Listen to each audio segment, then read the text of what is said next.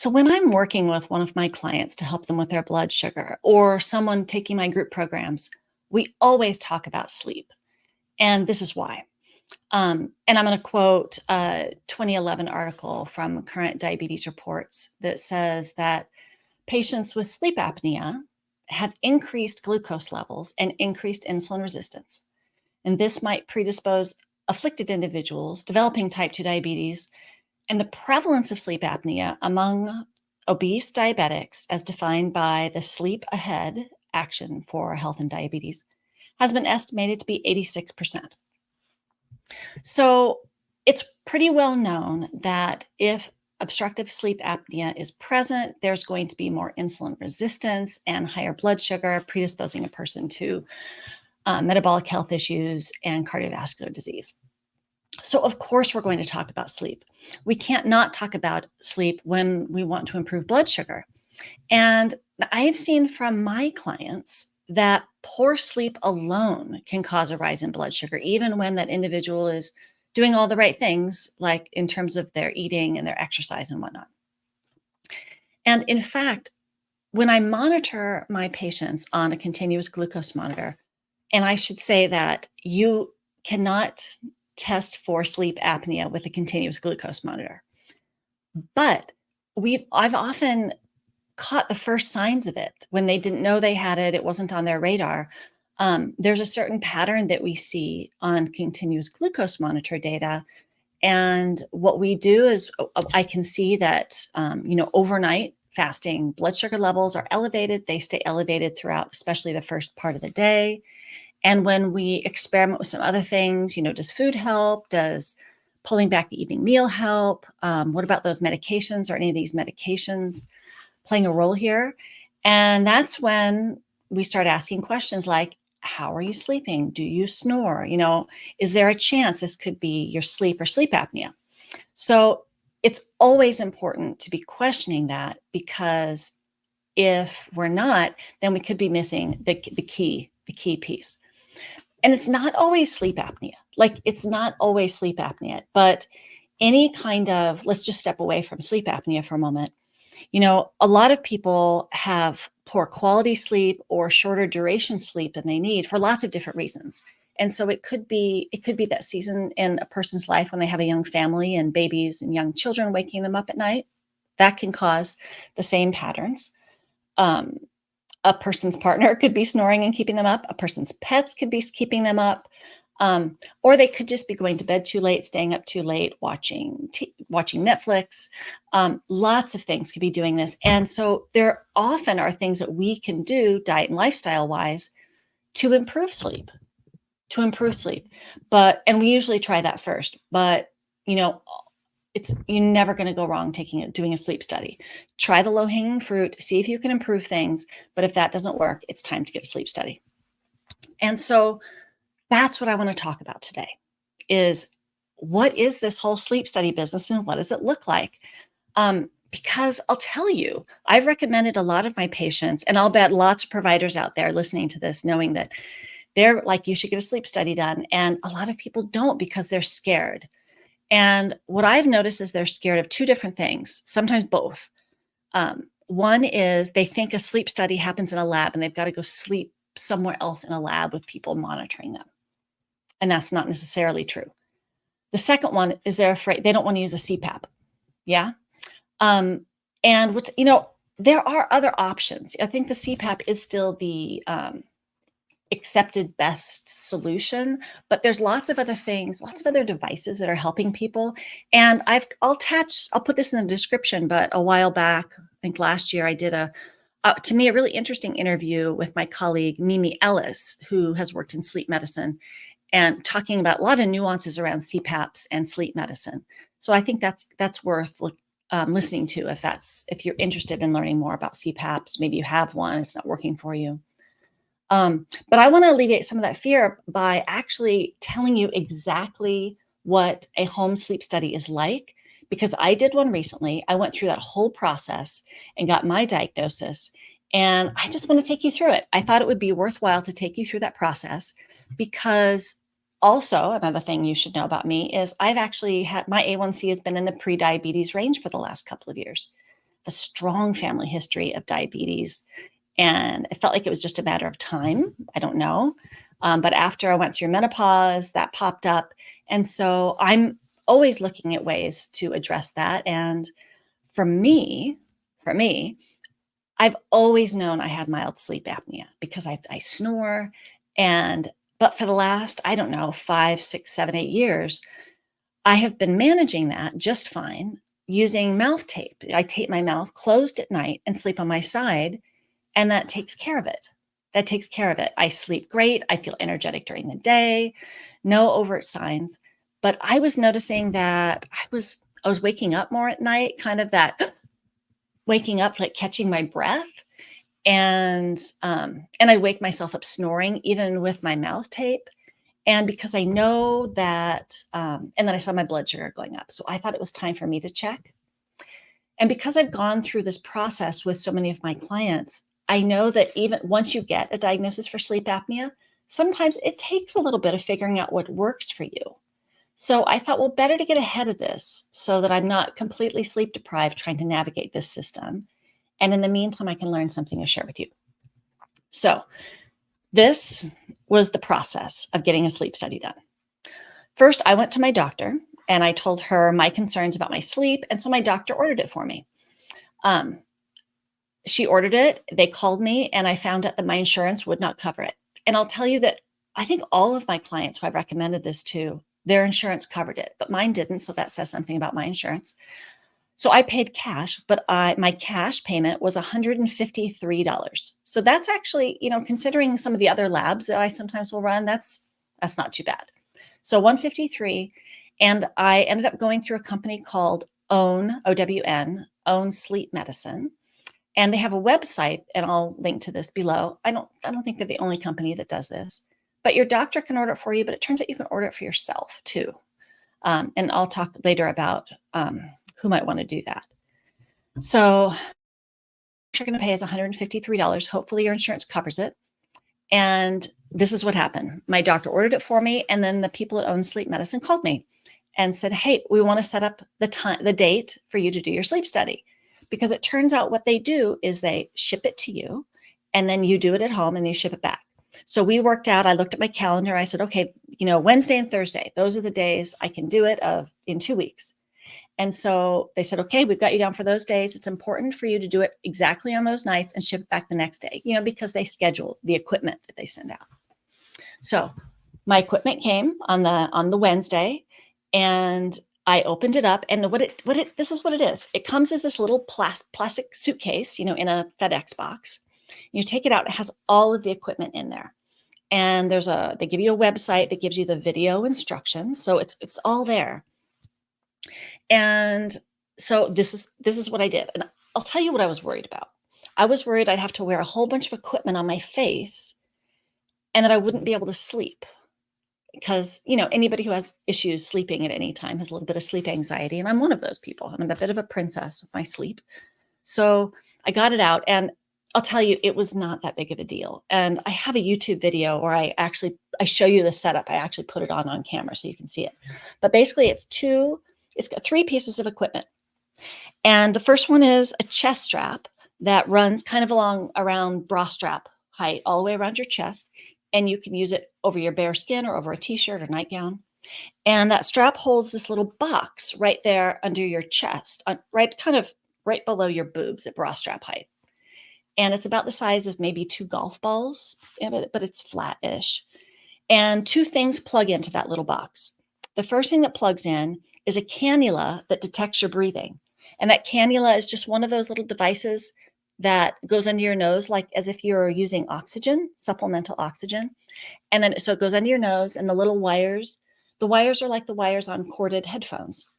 They go over your ears and then under your chin, and then they plug in. So it's just like having earbuds, but it's under your nose. And it doesn't, stick up your nose. It just sits under there to detect your breathing. So the cannula plugs in, and the other piece of kit that plugs in and does the detecting is a fingertip pulse oximeter, like the doctor uses to check your heart rate and your pulse ox.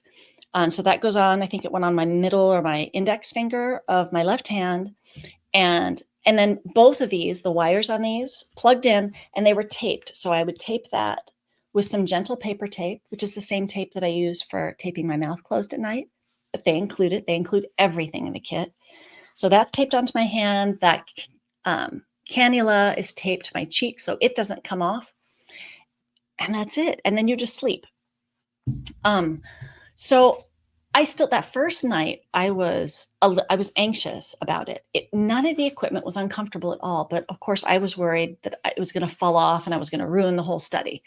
But it didn't fall off. But I'll tell you that the first night I did wake up after sleeping about 5.5 or 6 hours. And because they had told me that they only need 5 hours of data from each night, minimum, I think. And when I looked at the clock and saw that, I thought, well, I'm just going to take it off, put it on the ground, and slept the rest of the night.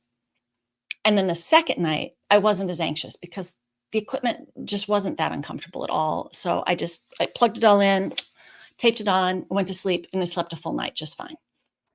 And then after the second night, boxed it up, shipped it back to FedEx. Now, an important thing that I want to tell you is that one question I had for myself was, do I also tape my mouth closed when I do the sleep study? Do I leave it off so I can get a proper diagnosis? Like, do I have sleep apnea when I'm not mouth taping? And that actually held me up and kept me from trying this for a little while because I didn't want that, because I knew I can't sleep like that. I will snore myself awake. I'll have trouble sleeping if I don't tape my mouth closed. And then I realized that I was going to be taping my mouth closed. I knew I had sleep apnea without my mouth tape. What I wanted to know, the experiment I wanted to do was, do I have sleep apnea still with my mouth tape? Am I going to have those events where I don't breathe? So I made that decision, and I did tape my mouth closed while I was doing the study. So in a few days, maybe a week, it didn't take long to get my results back. I saw that they sent it to my doctor, and then they called me to talk to me about my results, which was great. And they ended up sending me my results too, because I was interested. So this is what I learned. And it was all very fascinating and very useful. First of all, they said that a diagnosis, and I could get some of this a little wrong, a diagnosis of obstructive sleep apnea happens when you have 5 or more events per hour. And an event is when you stop breathing for 10 seconds or more, right? So if I stop breathing 10 seconds or more, 5 or more times an hour, I get a diagnosis of sleep apnea. And they're also looking at my blood oxygen and my heart rate to see how that affects those things. And it turns out that little box must have some kind of gyroscope thingy, because it can tell where, if I'm sleeping on my right side, left side, laying on my back, and I'll tell you about that later. So the first night, I think they said they counted like 20 events in like 5 hours or something, which slid me right into a diagnosis of sleep apnea for the first night. My O2 sats were down to 85% for 13 minutes. And they prefer it stays over 90. They wanted over 90. So that wasn't great. My heart rate, I had a low of like 43, a high of 83. And that was within normal limits. My heart rate was fine. The second night, slept, much better. I had 58 total events. I think they said the average was 7.1. I did not do the math. So still obstructive sleep apnea diagnosis for me. My O2 levels were down to 86% for less than a minute. So I actually wasn't starving myself of oxygen much at all.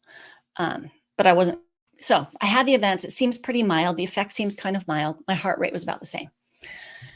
And then I started asking questions. Do you have any questions, Ms. Kennedy? I'm like, well, yeah, I do. Like, is sleep apnea more common during different parts of the sleep cycle, like REM versus non-REM? And he said, actually, it is. He said during a REM sleep, it's more common for most people because the soft tissue is more relaxed, but it depends on the person. And then, of course, I could see, was I having more events on my side, on my back, or on my left side? Not surprisingly, I had more events on my back where I'd stop breathing, but I would have sleep apnea on my side with my mouth tape. So, my strategies aren't foolproof. So that's all very interesting. And he says, we recommend a CPAP, It turns out I think they sell CPAP, so that seems like a conflict of interest. But so, anyways, what do I do next? What does one do when you get this diagnosis? Well, the first thing I did is I looked at my data to see that I indeed need to sleep on my side. I need to be more. I love sleeping on my back, but I'm working harder to sleep on my side to minimize my events until I get this worked out. And of course, I did this early, so I have some time before it gets worse. Um, I already talked to my dentist about this because I knew you could have dental appliances made because sometimes it's keeping your lower jaw forward or your tongue. There's lots of different little gadgets that are supposed to help. But my dentist told me when last time I saw him that if you get a diagnosis of sleep apnea, so you need the diagnosis first, then I could make one for you. So my next step is to call my insurance company. Would they pay for it? If not, how much would it cost? Because it turns out my insurance is crap. So I'm going to look at that. I actually also ordered a gadget off the internet to see if it works. There's all sorts of people, Joe Rogan and whatnot, saying, this really helps my sleep apnea. So I figure I might as well do a little research by trying some of these things since this is something that plagues so many people and so many of my clients, and at least I'll have some useful information for other people. So I'm going to go on a journey and learn this. But, I hope that listening to this, kind of takes it out of the dark and helps you feel a little more brave about getting this. But like I said, I've spoken at length with my colleague Mimi Ellis about using these CPAP machines. I'm still nervous about using a CPAP. That seems kind of scary to me. But I know whenever I've talked to her, and if you listen to that YouTube video I did with her last year, I think she makes me feel more comfortable with that idea. Now, I think a logical question that you might be wondering is like, who is at risk for sleep apnea? Like, how would I know if I should look into this? And the research says that people who are at higher risk for sleep apnea are people who are older adults. I'm using air quotes, older adults. I'm going to say over 50, have a higher weight, have a higher body weight. They snore. They frequent waking during the night. And I'll tell you, a lot of people say, I wake at night, but it's because I have to pee. Well, that was the case with me too. I'm finding very often people don't wake up at night because they have to pee. People have to pee because they've woken up. So sometimes you could be waking up because of your sleep apnea. All right. What are some other things? Oh, and daytime sleepiness. If you wake up not feeling rested and you have a lot of daytime sleepiness, this could be it. Those are all things that could predispose you to sleep apnea. But, and I'll tell you, I'm at this moment, I'm a 55-year-old woman, postmenopause with lots of energy. I feel like I sleep very well. Maybe I have a cup of Earl Grey in the morning or a cup of matcha. That's the only caffeine I have. Sometimes I can go by without having any caffeine. So it's not like I'm dragging over here. But the two things that made me want to do this the most is one, I just, my snoring and kind of waking up with that really tipped me off that I thought that could be sleep apnea. And of course, my blood sugar's going up a little bit. And I wanted to see if that could be it because, of course, I've got the diet and exercise things dialed in. So if you think you're immune to sleep apnea because you're not overweight, think again. Because obstructive sleep apnea it really increases your risk of chronic disease, diabetes, and heart disease, and it makes you feel like crap if you don't get enough sleep. So don't put it off getting it checked. Get it checked earlier rather than later. I will put the links down for that conversation with my friend Mimi Ellis, who's worked in about CPAP machines. I'll also put a link to a YouTube video that I did showing you the equipment. While I still had the equipment here, I put it on so you can actually see it. I'll put a link to that. And I'll put a link to the company-owned sleep medicine that I went through just because that's who I have experience with. Oh, and one more thing I said I'd get to is there are people for whom sleep apnea is very important to get diagnosed and treated, but it's tricky. And those people are pilots and commercial drivers like truck drivers. And it's because if you get a diagnosis of sleep apnea that's on your record, you could lose your job or you could lose your license until you get proven that you don't have it. And in that amount of time, you might not be employed or have an income. So you'll see a lot of those people untreated because they can't get it tested or else they'll lose your job. But not getting it treated means your health suffers and there's a public safety issue. And so that's why it's handy that you can go through this company and order it yourself and pay cash. Um, or someone else could order. I'm not going to tell you what to do, but there's an avenue for you to do that, because until those rules and the procedures change for pilots and commercial drivers, then you need to take the matter into your own hands, get it checked, get it corrected for your health and for public safety. So you can look into that. So I hope that this conversation takes some of that fear out and lights a fire under your ass to get a sleep study done, and get it done sooner rather than later. And thank you very much for listening.